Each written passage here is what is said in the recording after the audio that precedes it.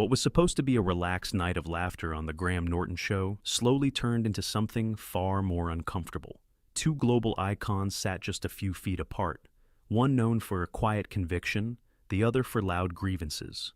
At first, it sounded like polite disagreement. Then the jokes stopped landing. By the time the audience realized what was happening, the tension had already chosen a side. And before the night was over, one of them would walk out, not to applause, but to silence.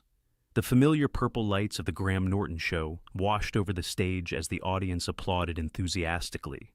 The couch, infamous for hosting laughter, confessions, and unexpected chaos, waited at center stage. Graham Norton stepped forward, beaming. "Welcome, welcome. Tonight we have an absolutely fascinating lineup," he said, pausing for effect. An actress, activist, and author whose voice has shaped a generation. Emma Watson. The applause swelled, warm and sincere. Emma walked out with a modest smile, dressed elegantly but simply. She waved briefly, nodding to the audience before taking her seat.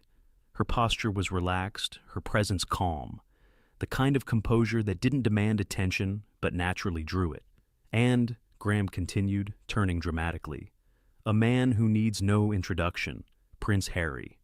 The reaction was louder, sharper, a mix of cheers, curiosity, and something else, anticipation. Harry entered confidently, almost theatrically. Dark suit, open collar, chin slightly lifted.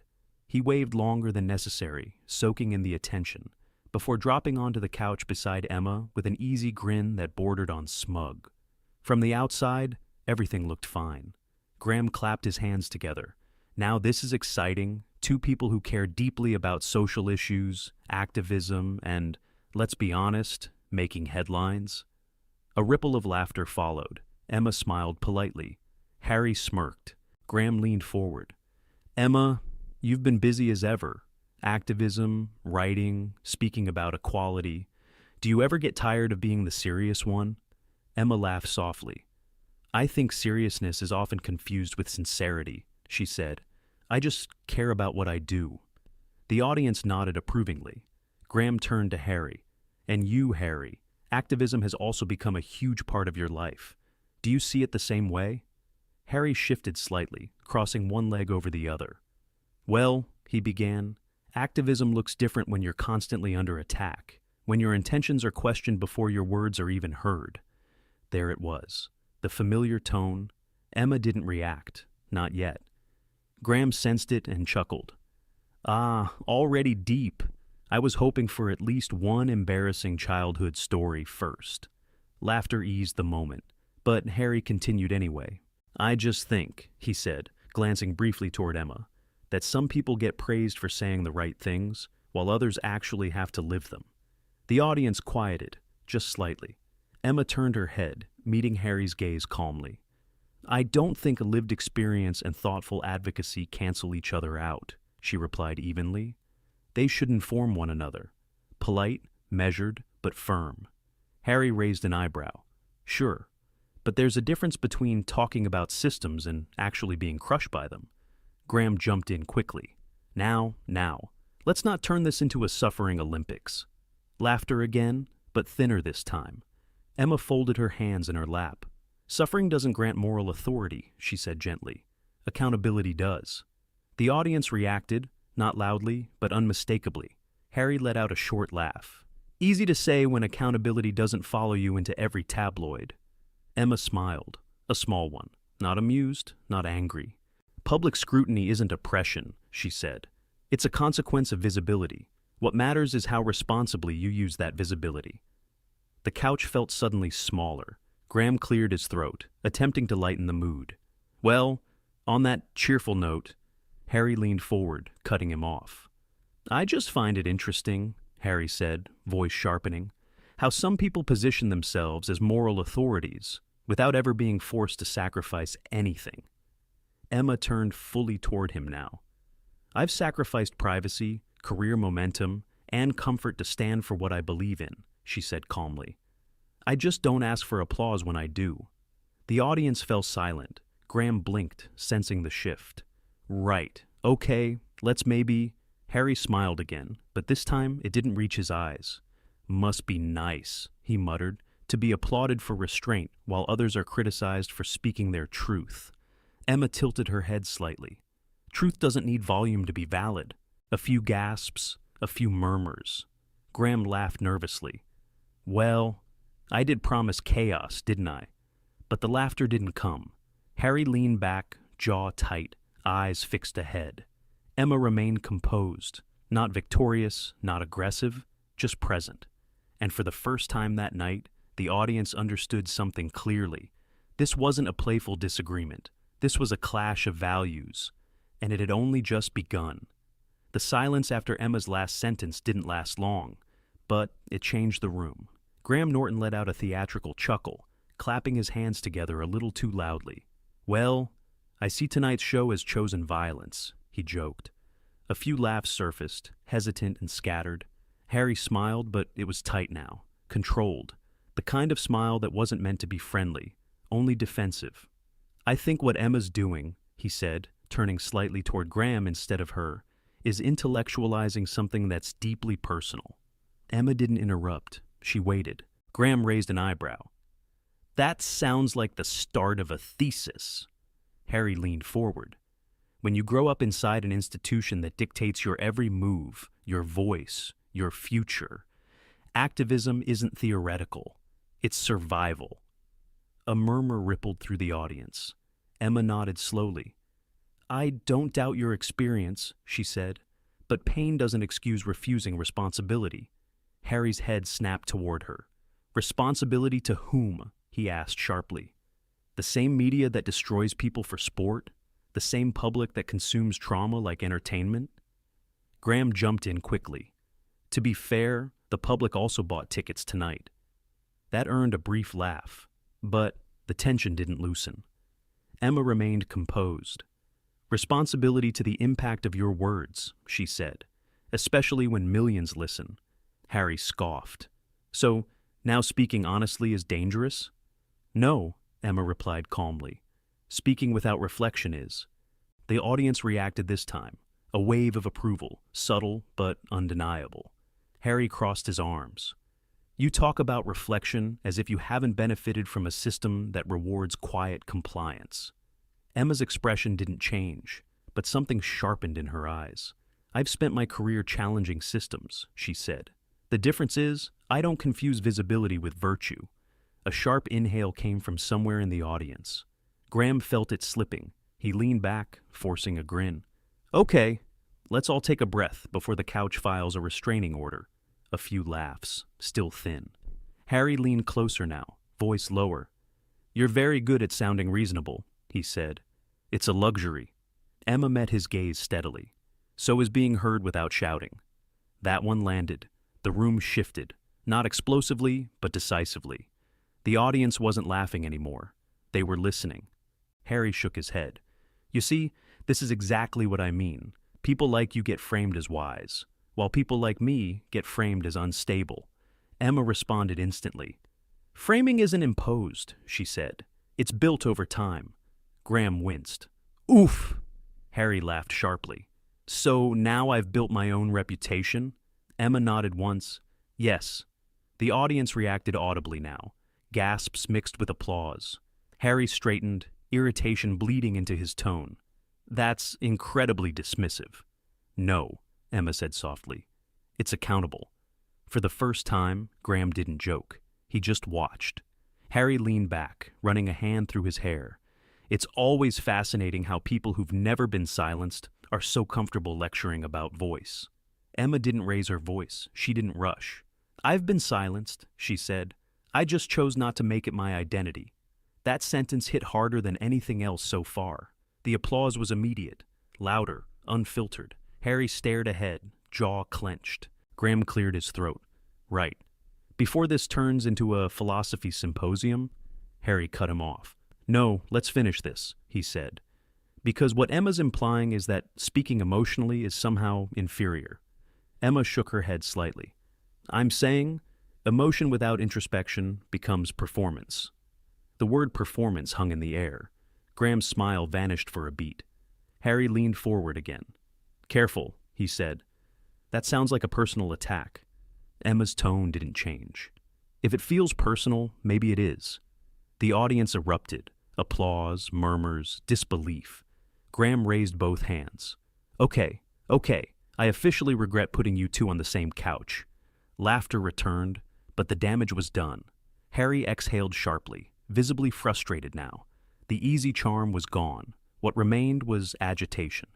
You know what bothers me most? He said. People love calm defiance because it doesn't threaten them. Emma responded without hesitation. Real defiance doesn't need chaos to be effective. Silence again. Harry looked at her, truly looked, for the first time that night.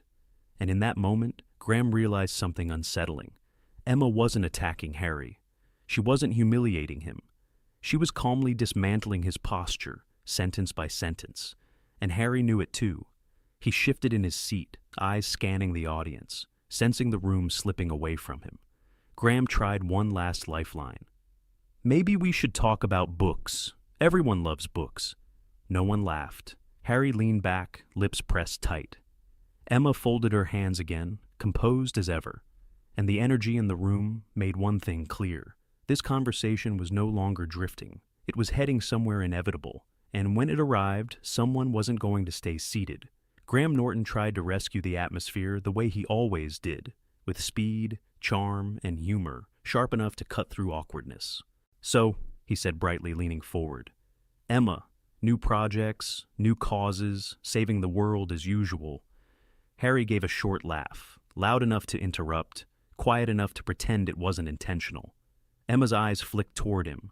Graham paused, then continued anyway.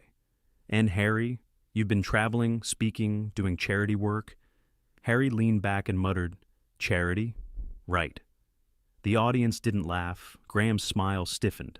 Yes, charity. That thing most people do without making it a personality trait. That earned a ripple of laughter, but Harry didn't soften. Instead, he leaned forward, turning his body slightly toward Emma in a way that looked casual, but felt pointed. You talk about activism like it's clean, Harry said, like it's simple, but the world is uglier than slogans. Emma nodded once, calmly. Agreed. Harry blinked as if he expected resistance. Then why do you sound like you've got all the answers? Emma's voice stayed even. Because I've learned to ask better questions. Graham tried to jump in. That sounds like something that should be on a tote bag. Emma smiled politely. Harry didn't. You know what's funny? Harry said, eyes narrowing. When I speak, I'm called dramatic. When you speak, you're called brave. Emma didn't flinch. That's not about you and me, she said. That's about how you deliver your message. Harry's jaw tightened. Oh, here we go. Delivery tips. It's not tips, Emma replied. It's accountability. The word again. The same word that kept landing like a weight on Harry's chest. He exhaled sharply through his nose. You keep using that word like it's a weapon. Emma's gaze was steady. No, I'm using it like it matters. The audience murmured. Quiet approval. Real approval. Not the polite kind. Harry's smile returned, but it didn't reach his eyes. Must be nice, he said, tone coated in sarcasm, to speak about feminism from a safe place. Graham inhaled, sensing danger. Okay, I'm just going to... Emma spoke before he could, not loudly, not aggressively, but with a firmness that cut through the studio. Feminism isn't a safe place, she said. It's the decision to stay in the room when people try to turn your voice into a punchline. The audience reacted instantly, applause swelling, not explosive, but steady, like agreement becoming momentum. Harry stared at her. Graham tried to laugh. Well, that's... I feel like I should stand up for that. But no one laughed this time. The applause wasn't about humor, it was about truth. Harry shifted, irritation now obvious. Are you implying I'm turning your voice into a joke? Emma's eyes remained calm. I'm saying you're trying to win with tone instead of substance. Harry's posture stiffened. Substance? He repeated. I gave up everything. Emma's expression softened just slightly. Not pity, not admiration, understanding, but it lasted only a second. Lasted. People give up things every day, she said. The difference is, most of them don't demand gratitude for it. The studio went quiet. Harry's face flushed. You have no idea what I've endured. Emma didn't blink. Endurance isn't entitlement. Graham's eyes widened. He opened his mouth, then closed it again.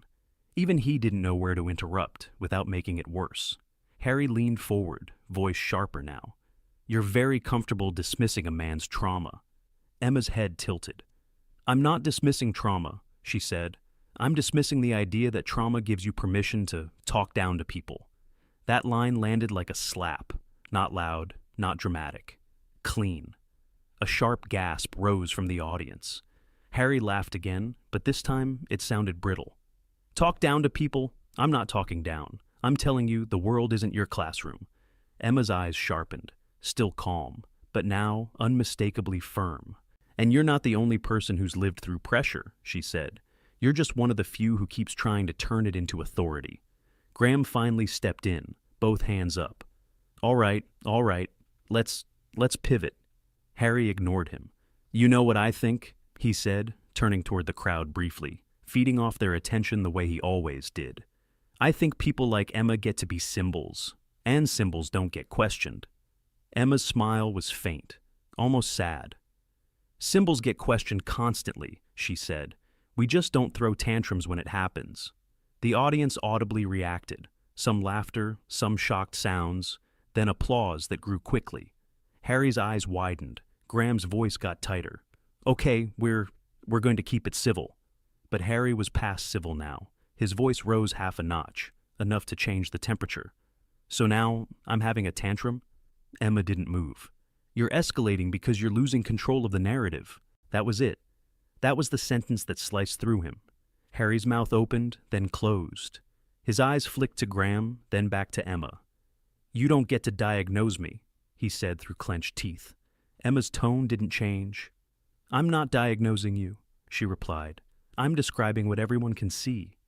The couch felt like a stage for something more than television now, a courtroom without a judge.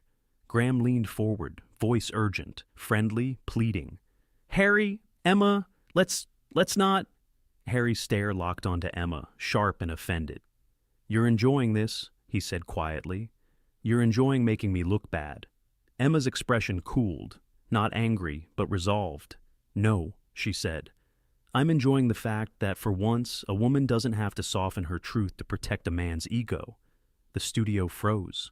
It wasn't shouted. It wasn't theatrical. It was delivered like a principle. The audience erupted, louder than any applause so far, a mix of shock and approval, the kind that made even producers behind the cameras exchange panicked looks. Harry sat back as if physically hit. Graham's smile was gone now. For a moment, Harry said nothing. Then he leaned forward slowly, voice low, controlled, dangerously controlled. "Careful," he said. "That's exactly the kind of rhetoric that divides people." Emma's reply was immediate.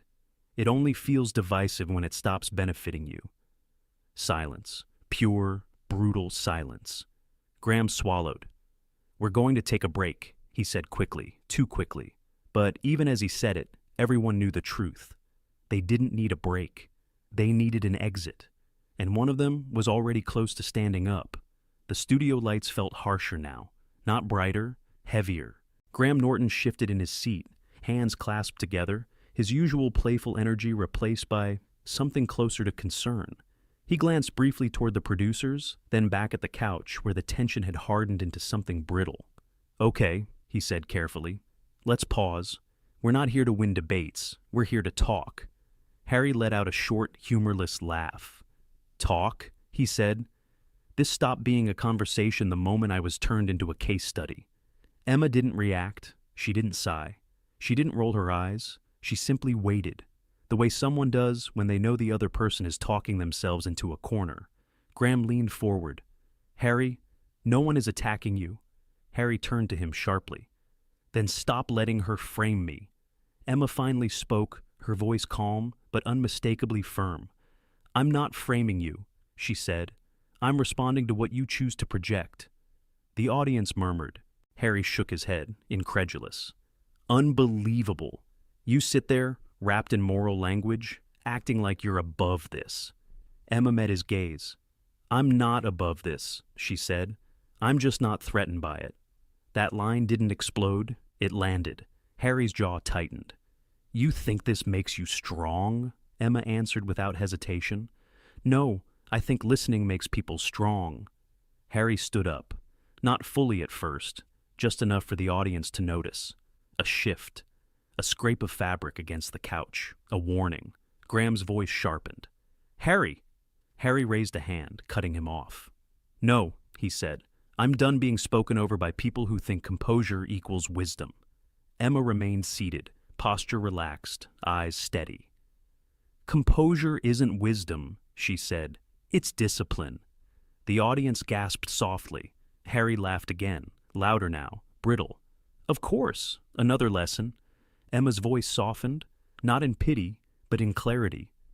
This isn't a lesson, she said. It's an observation. Harry straightened fully now, standing over the conversation like he needed height to regain authority. You know what this really is? He said. This is what happens when men are no longer allowed to speak without being dissected. Emma didn't raise her voice. This is what happens, she replied, when women stop cushioning their honesty. Applause broke out, real, unrestrained. Graham stood halfway, hands raised. Okay, let's... Harry shook his head, eyes flashing. No, I'm not staying for this. Emma finally leaned forward slightly. Before you go, she said quietly. Harry turned toward her, irritated. What? She looked up at him, calm as ever. You keep saying you want to be heard, she said, but tonight you never once tried to understand. The room froze. Harry stared at her. For a second, just a second, something flickered behind his eyes. Frustration, realization, or maybe just anger. Then his face hardened. I don't owe understanding to people who judge me, he snapped.